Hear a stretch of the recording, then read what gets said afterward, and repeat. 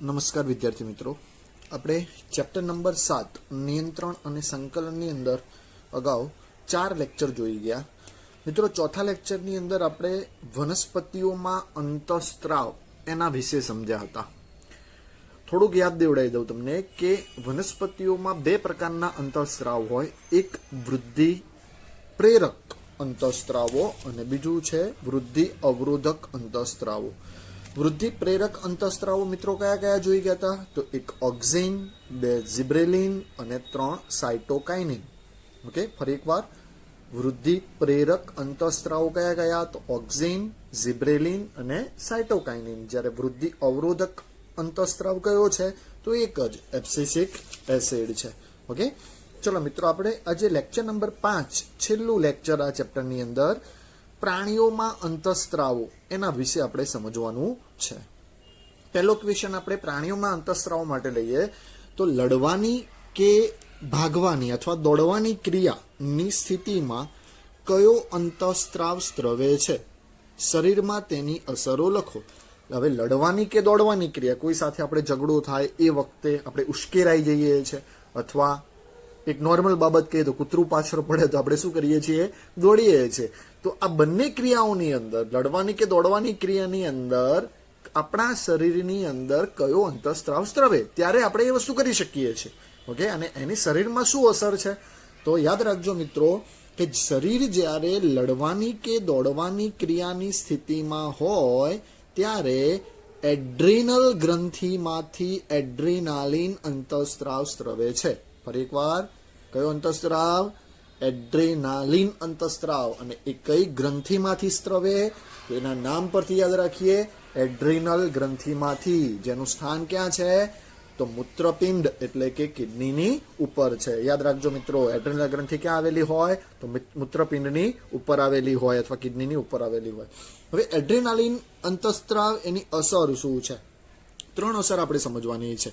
પહેલી એક અસર કે હૃદયના ધબકારા વધે છે. બંને તમે અનુભવી શકો છો કે જ્યારે લડીએ, કોઈની જ્યારે સાથે ઝઘડો થાય અથવા દોડીએ ત્યારે હૃદયના ધબકારા શું થઈ જાય છે? વધી જાય છે. એના કારણે આપણા સ્નાયુઓને વધારે ઓક્સિજનનો પુરવઠો મળે છે. મીન્સ કે હૃદયના ધબકારા વધે એટલે બ્લડ સર્ક્યુલેશનની ક્રિયા પણ શું થઈ જાય? વધી જાય. માટે વધારે પ્રમાણમાં ઓક્સિજન રુધિરને શું થાય છે? મળે છે અથવા સ્નાયુઓને મળે છે. બીજી અસર છે પાચન તંત્રમાં અને ત્વચામાં નાની ધમનીઓની આસપાસ સ્નાયુઓ સંકોચાઈ જતા ત્યાં રુધિરની પ્રાપ્યતા ઓછી થઈ જાય છે. જ્યારે આપણે દોડીએ અથવા લડીએ ત્યારે શું થાય કે પાચન તંત્ર અને ત્વચાની જે નાની ધમનીઓ છે એની આસપાસના સ્નાયુઓ શું થઈ જાય? સંકોચાઈ જાય. એના કારણે ત્યાં રુધિરની પ્રાપ્યતા કેવી બની જશે? ઓછી બની જશે. આ રુધિરની દિશા આપણા કંકાલ સ્નાયુ તરફ પ્રવાહિત થઈ જાય છે. એટલે કે આ જે રુધિર, જે સ્નાયુઓ સંકોચાઈ ગયા ત્યાં રુધિરની હવે ઓછી જરૂર પડે છે. એટલે એ રુધિર કઈ તરફ જશે? તો કંકાલ સ્નાયુ તરફ વહી જાય છે. અને ત્રીજી અસર છે ઉરોદર પટલ અને પાંસળીઓના સ્નાયુઓનું સંકોચન થવાથી શ્વસન દર વધે છે. ઉરોદર પટલ એટલે આપણે છાતીનો ભાગ, અને પાંસળીઓ એના જે સ્નાયુઓ છે એનું શું થાય? સંકોચન થાય. એના કારણે શ્વસન દર શું થઈ જાય છે? વધી જાય છે. આપણે જોઈ શકીએ દોડીએ એટલે આપણો શ્વાસ શું થઈ જાય? ચડી જાય. એ જ પ્રમાણે કોઈ સાથે ઝઘડો કરીએ ત્યારે પણ હૃદયના ધબકારા અને શ્વાસ પણ શું થઈ જાય છે? ચડી જાય છે. તો શેના કારણે? તો ઉરોદર પટલ અને પાંસળીઓના સ્નાયુઓનું સંકોચન થવાને કારણે. આ બધા પ્રતિચાર પ્રાણી શરીરને લડવાની કે દોડવાની ક્રિયાની સ્થિતિમાં પહોંચી વળવા તૈયાર કરે છે. આ બધા જે પ્રતિચાર છે એ પ્રાણી શરીર જે છે એને લડવાની કે દોડવાની ક્રિયામાં શું કરે છે? તૈયાર કરે છે. હવે મિત્રો, આપણે અંતઃસ્ત્રાવી ગ્રંથિઓની કેટલીક ઓળખ મેળવવાની છે, જે અહીંયા આપણને આકૃતિ આપેલી છે. આકૃતિની અંદરથી મેળવીશું. અહીંયા જુઓ કે એક પુરુષની આકૃતિ આપેલી છે અને એની નીચે સ્ત્રીની છે. હવે અંતઃસ્ત્રાવી ગ્રંથિઓ જે છે ક્યાં આવેલી છે? આખા શરીરની અંદર પથરાયેલી છે. આપણે ભણી ગયા મિત્રો, અંતઃસ્ત્રાવી ગ્રંથિમાંથી જે અંતઃસ્ત્રાવનો સ્ત્રાવ થાય ત્યાં એનું કાર્ય થાય નહીં. મીન્સ આપણે ભણી ગયા હતા કે સંશ્લેષણ સ્થાન અને કાર્યસ્થાન બંને કેવા હોય છે? અલગ અલગ હોય છે. મગજમાં ધારો કે પિટ્યુટરી ગ્રંથિમાંથી કોઈ અંતઃસ્ત્રાવનો સ્ત્રાવ થાય તો એ મગજ અથવા પિટ્યુટરી ગ્રંથિની આસપાસ કામ નહીં કરે, પણ એનાથી દૂર જઈને એ કામ કરશે. તો અહીંયા જુઓ, પુરુષની અંદર સૌથી પહેલા અહીંયા જુઓ માથાના ભાગે પહેલી આપેલી છે આપણને પિટ્યુટરી ગ્રંથિ. ક્યાં આવેલી છે? મગજમાં આવેલી છે. એ પ્રમાણે નાના મગજની આસપાસ અનુમસ્તિષ્ક છે, ત્યાં આગળ શું આવેલું છે? બીજી ગ્રંથિ પિનિયલ ગ્રંથિ. એ જ પ્રમાણે વચ્ચેના ભાગમાં આપણે ભણી ગયા હાઇપોથેલેમસ. જ્યારે મગજની રચના ભણે એની અંદર ભણી ગયા હતા હાઇપોથેલેમસ. તો મગજની અંદર 3 ગ્રંથિઓ છે.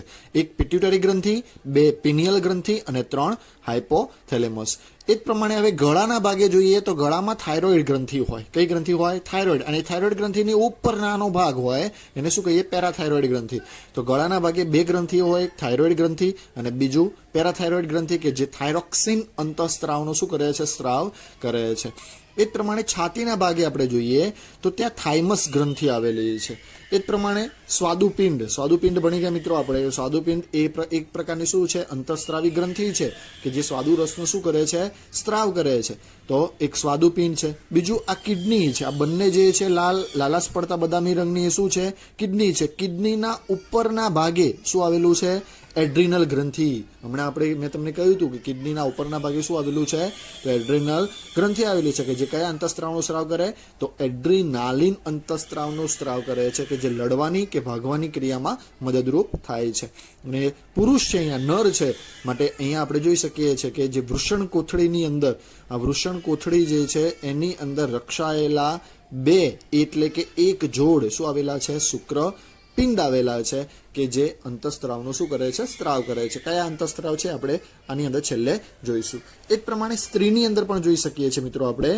સ્ત્રીની અંદર જુઓ અહીંયા કે પહેલું એક પિટ્યુટરી ગ્રંથિ, પિનિયલ ગ્રંથિ અને હાઇપોથેલેમસ પુરુષની જેમ જ મગજની અંદર આવેલા છે.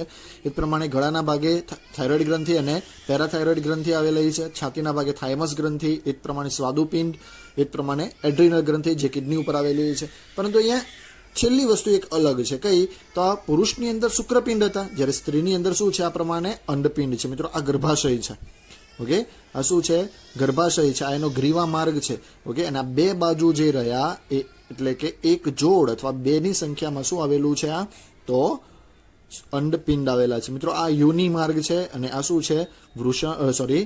ગર્ભાશય છે. આ ગર્ભાશયની દિવાલ છે. હવે અંડપિંડ આ 2 જગ્યાએ છે. એ અંડકોષ મુક્ત કરી અને ગર્ભાશય તરફ આવે છે. એટલે અહીંયાથી શુક્રકોષ દાખલ થાય એટલે શુક્રકોષ અને અંડકોષ મળે, જે આપણે આગળના ચેપ્ટરોની અંદર વધારે વિગતે જોઈશું. પણ અહીંયા 2 ગ્રંથિઓ અલગ પડે. એક શુક્રપિંડ પુરુષમાં હોય અને બીજો અંડપિંડ સ્ત્રીની અંદર હોય છે. ઓકે, તો આ આપણને પૂછી શકાય છે મિત્રો. આકૃતિ ખાલી પૂછી શકાય અને એનું નામ નિર્દેશન કરવાનું કે આપણને. એવી રીતે ખાસ આપણે યાદ રાખીશું. મગજના ભાગે 3 ગ્રંથિઓ, પિટ્યુટરી ગ્રંથિ, પિનિયલ ગ્રંથિ અને હાઇપોથેલેમસ ગ્રંથિ. ગળાના ભાગે 2 થાઇરોઇડ ગ્રંથિ અને પેરાથાઇરોઇડ ગ્રંથિ. એનાથી નીચે ઉરોદર પટલ તરફ જઈએ તો થાઇમસ ગ્રંથિ, સ્વાદુપિંડ, મૂત્રપિંડની ઉપરની બાજુ કઈ હોય? તો એડ્રિનલ ગ્રંથિ હોય. અને નીચેના ભાગે કઈ હોય? તો નર હોય તો શુક્રપિંડ અને માદા હોય તો અંડપિંડ હોય છે. ઓકે, ચલો ત્યારબાદ નેક્સ્ટ ક્વેશ્ચન છે આપણો કે પ્રાણી અંતઃસ્ત્રાવોની લાક્ષણિકતાઓ જણાવો. પ્રાણી અંતઃસ્ત્રાવની લાક્ષણિકતા શું છે? તો પહેલી, તે ચોક્કસ અંતઃસ્ત્રાવી ગ્રંથિમાંથી સ્ત્રાવ પામતા ચોક્કસ રાસાયણિક સંયોજનો છે. મિત્રો પ્રાણીઓની અંદર જે ગ્રંથિમાંથી અંતઃસ્ત્રાવનો સ્ત્રાવ થાય એ અંતઃસ્ત્રાવ એ એક પ્રકારનું શું છે? રાસાયણિક સંયોજન છે. બીજું, તે રાસાયણિક સંદેશાવાહકો છે. એટલે કે સંદેશો એક જગ્યાએથી બીજી જગ્યાએ શું કરે છે? પહોંચાડે છે. ત્રીજું, તે ચોક્કસ લક્ષ્ય કોષો, પેશી કે અંગો પર તેની અસર દર્શાવે છે. મિત્રો જે અંતઃસ્ત્રાવનો સ્ત્રાવ થાય, ધારો કે આપણે જોઈ ગયા આગળ કે ગ્રોથ હોર્મોન્સ એટલે કે વૃદ્ધિ અંતઃસ્ત્રાવ જે પિટ્યુટરી ગ્રંથિમાંથી, આગળ પણ હમણાં જોઈશું આપણે, પિટ્યુટરી ગ્રંથિમાંથી એનો સ્ત્રાવ થાય છે. હવે મગજમાંથી સ્ત્રાવ થાય છે પણ એ આખા શરીરની વૃદ્ધિ કરે છે. ઓકે, તો ચોક્કસ લક્ષ્ય, પેશી, કોષો કે અંગો પર જ તેની અસર દર્શાવે છે. દરેક અંગની અસર દર્શાવતું નથી. ચોથું છે, તે રુધિર દ્વારા વહન પામે છે. હવે યાદ રાખવું કે આ અંતઃસ્ત્રાવનું વહન કોના દ્વારા થાય?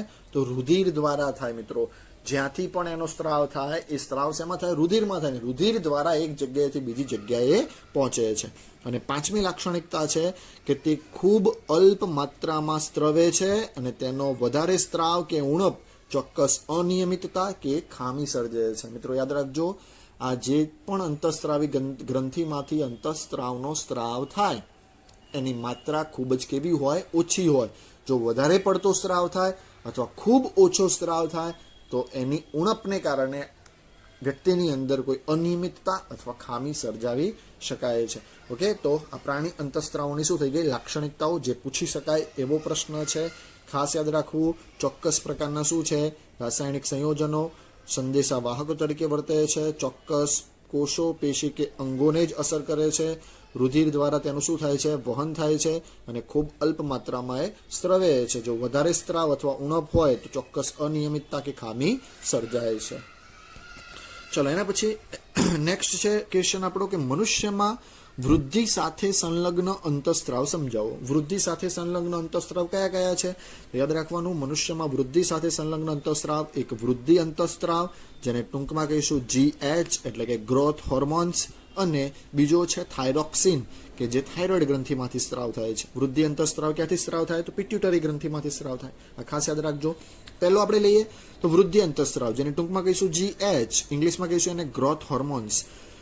પહેલું મેં તમને કહ્યું હમણાં એ પ્રમાણે કે ગ્રોથ હોર્મોન્સ અથવા વૃદ્ધિ અંતઃસ્ત્રાવનો સ્ત્રાવ કરે કઈ ગ્રંથિમાંથી થાય? તો પિટ્યુટરી ગ્રંથિમાંથી થાય, જે મગજમાં આવેલી હોય. અને એનું કાર્ય શું છે? તો તે શરીરની વૃદ્ધિ અને વિકાસને નિયંત્રિત કરે છે. શરીરમાં થતી વૃદ્ધિ અને એનો વિકાસ એને શું કરે છે? નિયંત્રિત કરે છે. કોણ? તો વૃદ્ધિ અંતઃસ્ત્રાવ અથવા તો ગ્રોથ હોર્મોન્સ.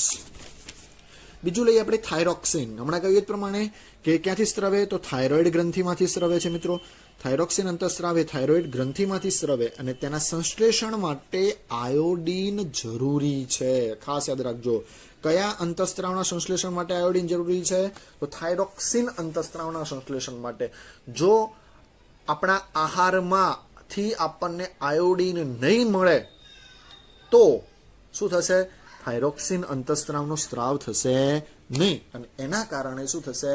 તો ગોઈટર, થાઇરોઇડ ગ્રંથિ ફૂલી જશે, જેના કારણે ગોઈટરનો રોગ આપણને થાય છે. તમે સાંભળેલું હશે મિત્રો. આપણને કોઈ જ આહારમાંથી, કોઈ પણ પ્રકારના ખોરાકમાંથી આપણને આયોડીન નથી મળતું.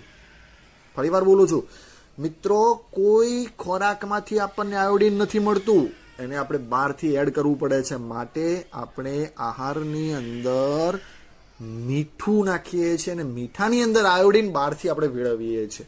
મિત્રો લખેલું હશે, તમે જોજો મીઠાની જે કોથળી હોય એની ઉપર આયોડાઇઝ્ડ સોલ્ટ. આયોડાઇઝ્ડ એટલે કે એની અંદર આયોડીન ઉમેરેલું છે, અને એ આયોડીન ઉમેરેલું છે માટે આપણને શરીરને પૂરતું મળી રહે છે. હવે એનો મતલબ એ પણ નથી કે વધારે મીઠું ખાવું જોઈએ તો વધારે આયોડીન મળે. મિત્રો આયોડીન નહીં મળે તો આપણને શું થશે?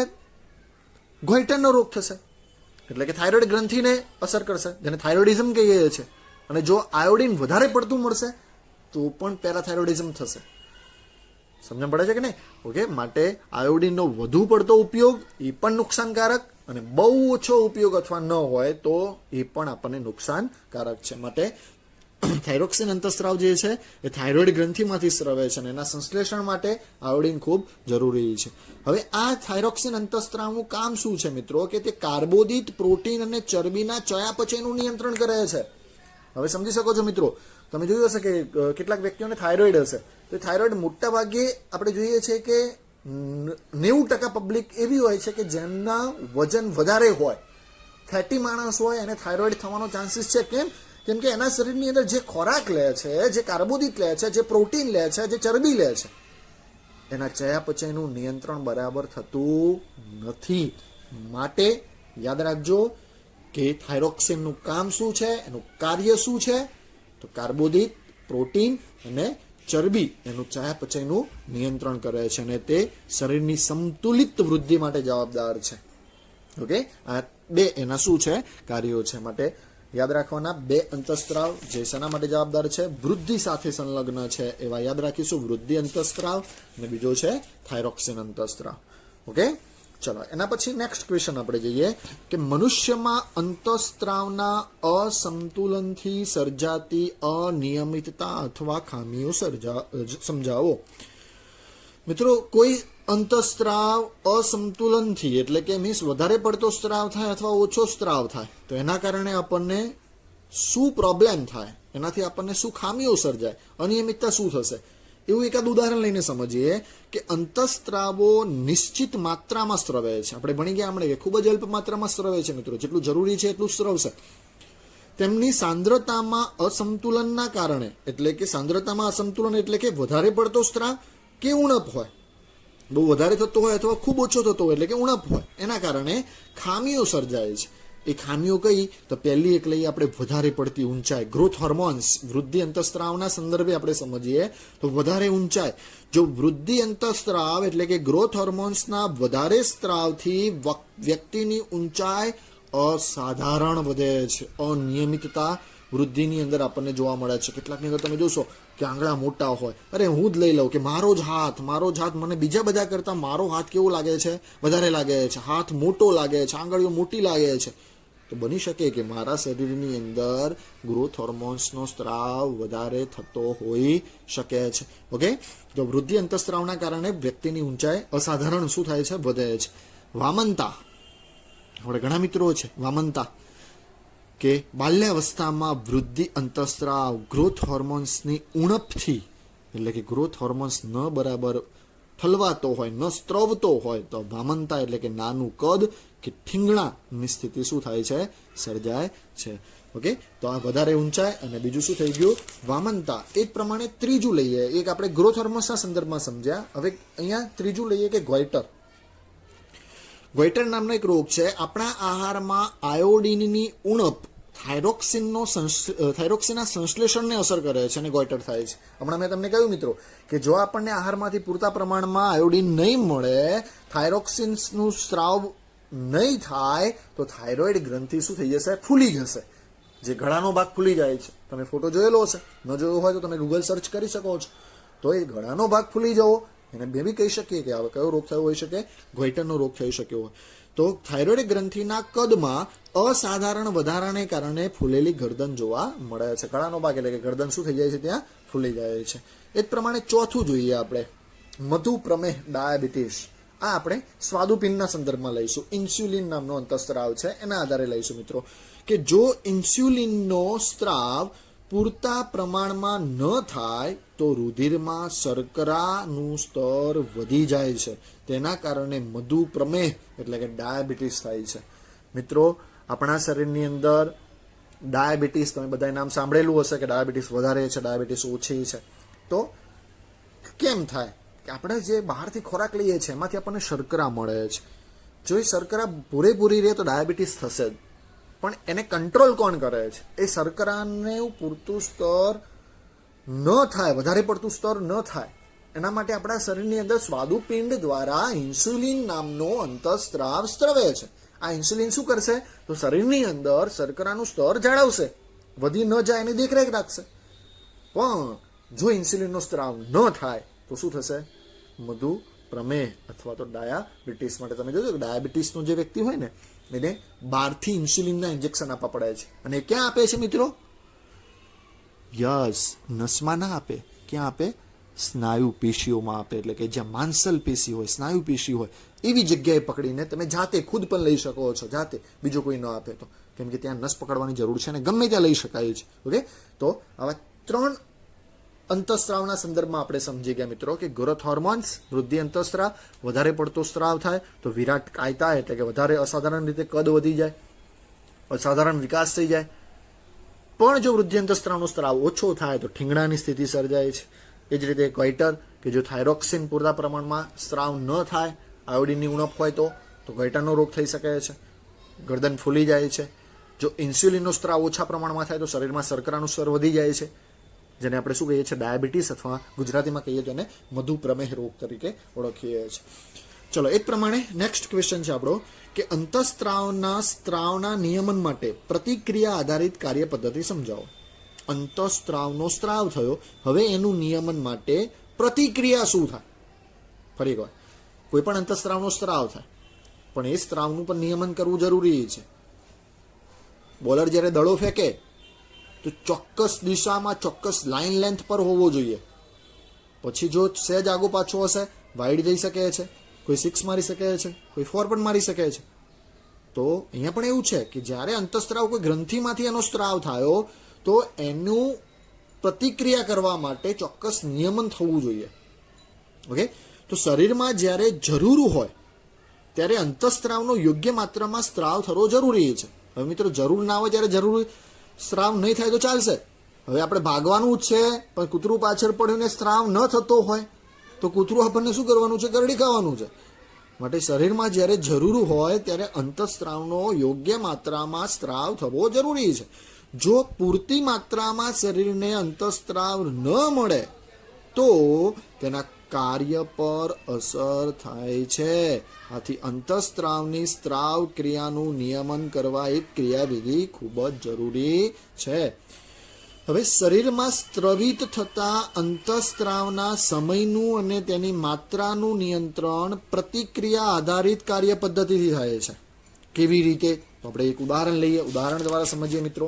ઉદાહરણ અહીંયા આપેલું છે કે જ્યારે રુધિરમાં શર્કરાનું સ્તર વધે ત્યારે સ્વાદુપિંડના કોષો તેની જાણકારી મેળવે છે. સમજ્યા મિત્રો? કે જ્યારે આપણે કોઈ એવો ખોરાક ખાધો કે જેના કારણે શર્કરાનું સ્તર વધી ગયું, તો હવે એ શર્કરાનું સ્તર વધ્યું એને સ્વાદુપિંડના કોષોને જાણકારી મળવી જોઈએ, એ લોકો મેળવશે અને પ્રતિચાર રૂપે ઇન્સ્યુલિનનો વધારે સ્ત્રાવ થશે. જો સ્વાદુપિંડ જ કામ નહીં કરતું હોય શરીરનું, તો ડાયાબિટીસ થવાની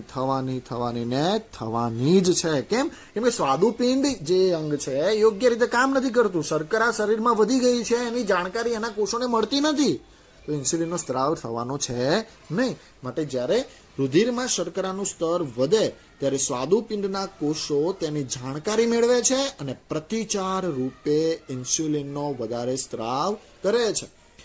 બીજું, ઇન્સ્યુલિન રુધિરમાં શર્કરાના સ્તરનું નિયમન કરે છે, જે ભણી ગયા આપણે. જ્યારે રુધિરમાં શર્કરાનું સ્તર ઘટી જાય ત્યારે ઇન્સ્યુલિનનો સ્ત્રાવ ઓછો થઈ જાય છે. હવે શર્કરા પછી એવું પણ બને કે જો શર્કરાનું સ્તર ઘટી જાય પણ ઇન્સ્યુલિનનો સ્ત્રાવ ચાલુ જ રહે તો શું થાય? તો કહી શકીએ શર્કરાની ઉણપ થઈ જાય, તો જેના કારણે ડાયાબિટીસ ઓછી થઈ જાય. આપણે તમે સાંભળીએ ડાયાબિટીસ ઓછી છે, તે વધારે હોવી જોઈએ, જેના કારણે ચક્કર આવી શકે, ઘણી બધી એની પ્રતિક્રિયા હોઈ શકે છે.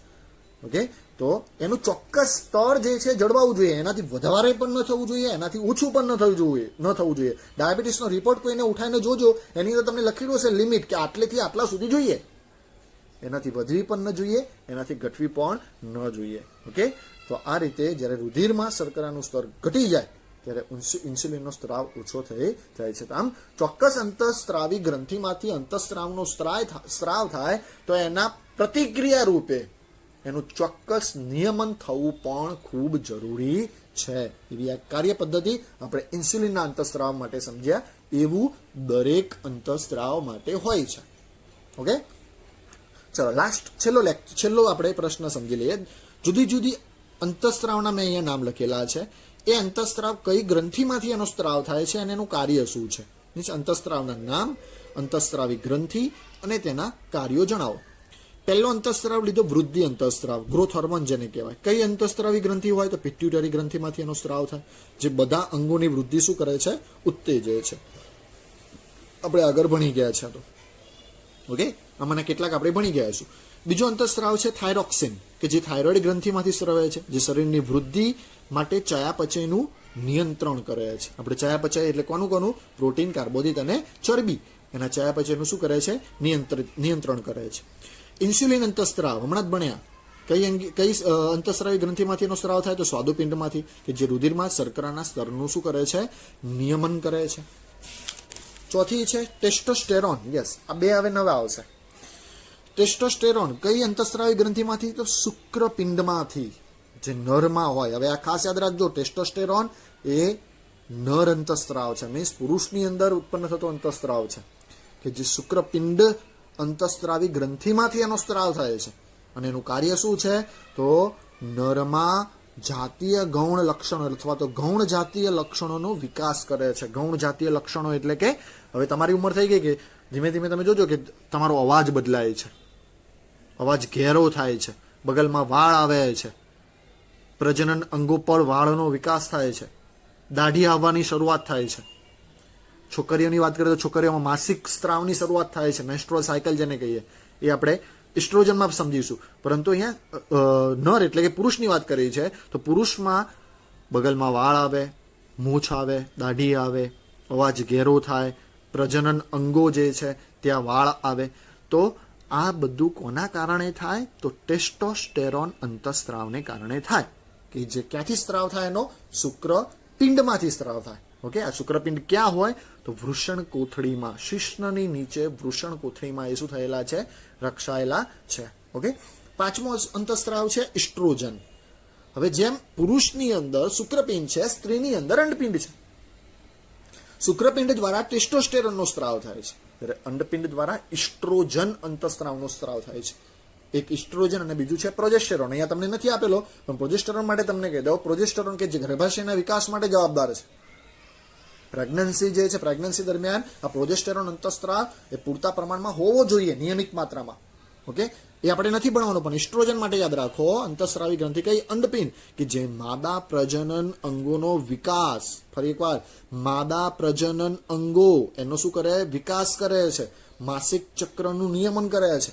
એની સ્ત્રીની અંદર પણ આ ઇસ્ટ્રોજન અંતઃસ્ત્રાવના કારણે અવાજ ઘેરો થશે, બગલમાં વાળ આવશે, સ્તન ગ્રંથિઓ ફૂલી જશે, એના પ્રજનન અંગોનો વિકાસ થશે, અને માસિક ચક્રનું પણ શું કરે છે, નિયમન કરે છે. MC જેને કહીએ, મેન્સ્ટ્રુઅલ સાયકલ.